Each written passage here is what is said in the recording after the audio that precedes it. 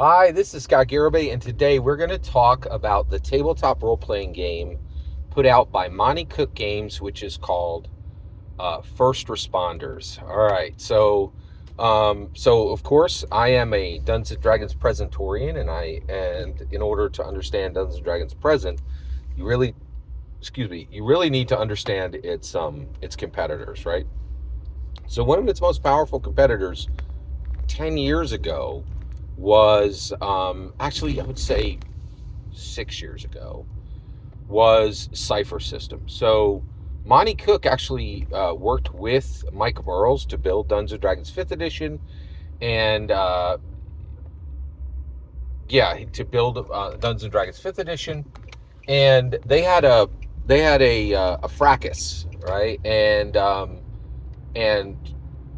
Monte Cook threw his hands up, and Mike Merles was like, "Bye, I don't need you." And boy, did he not need him. Mike Merles built Dungeons and Dragons 5th edition like a brick house, and rescued it from the problems that Rob Hainsue built into 4th edition. 4th edition was a great system from a rules perspective, from an art perspective, but it sundered the D&D community, cut it in half. Like, and a bunch of people hated it, right? You can't have like half your community hating your tabletop role playing experience. It didn't work, right? So 4th edition, I loved it, but it didn't function as a Dungeons and Dragons edition. So basically, Monte Cook, takes his ball and goes home, and opens up his own shop and builds this thing called Cipher System.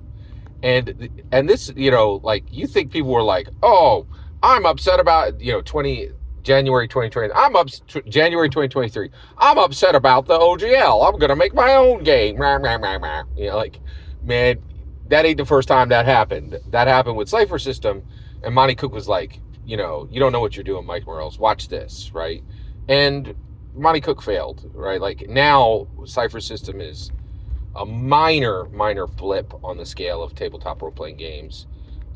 It is significant what Monte Cook has done. He has built, I think they have actually a brick and mortar office, and he actually to this day keeps himself fed, keeps Shauna Germain fed, and keeps Bruce R. Cordell fed, and is doing and actually is actually employing, I think, like 3 people, right? Like, all the time, legitimate, like, full-time jobs with benefits, the whole nine, like a real company. That's pretty impressive. But boy, oh boy, man. So Cypher is kind of just falling off kind of the wayside.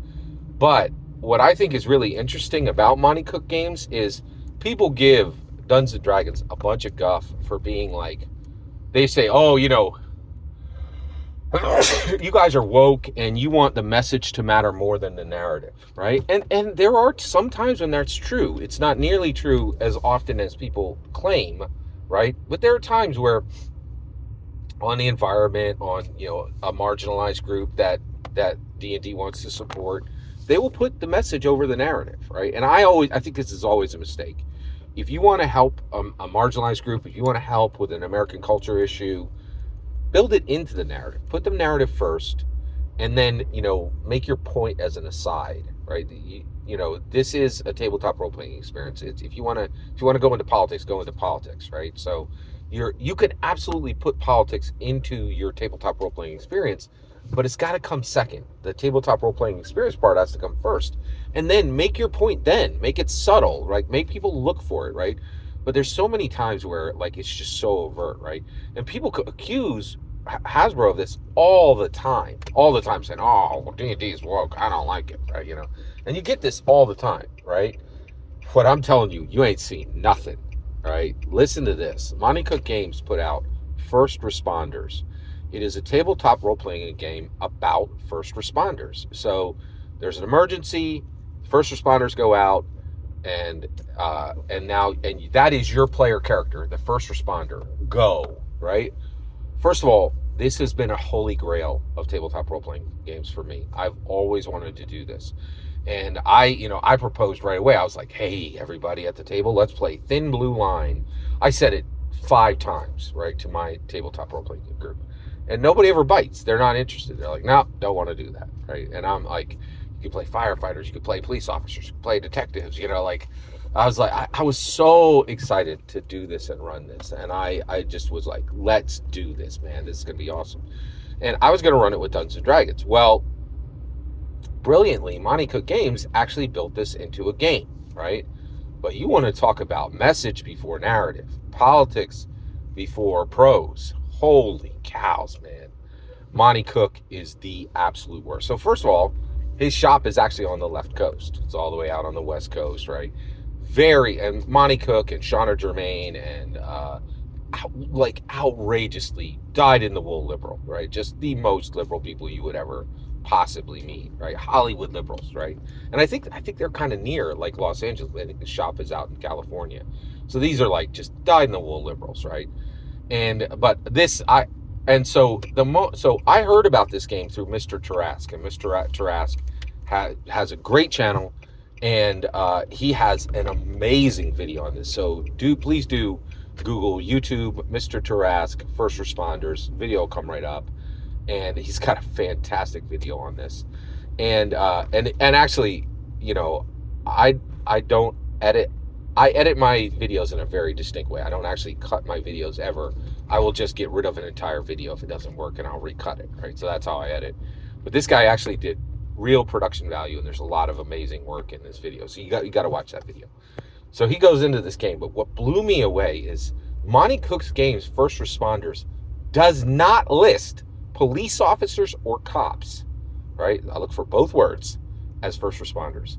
That is message before narrative. That is politics before prose. That is an astounding statement. So this thing is supposed to honor first responders, right? You know, like nurses and EMTs, firefighters. I'm not kidding. This book lists seismologists as first responders, but you will not find police officer or cop anywhere in it. Beat cop, nothing. I was like, are you kidding me? Like, you made a first responder game and you don't even list police officers? They are the first responders, man. They're the ones who put their lives on the line more than anyone else, right? Like, this is outrageous. There are police dying in the street every single day, and you won't even name them as a first responder? That is outrageously horrible. I think that's one of the most offensive things that's one of the most offensive message before narrative things I have ever seen in any tabletop role-playing game in my life. Shauna Germain, Bruce R. Cordell, Monte Cook should be ashamed of this book. That is abominable politics and is highly disrespectful to literally, I think, at least 100,000, probably low millions. I think we have low millions of cops in America. That is horribly offensive, in my humble opinion. Every single word you just heard is my humble opinion. The important part is when I get to hear your humble opinion, when you get in the comments and send your traffic. Please consider liking and subscribing, and have a fetch millennium.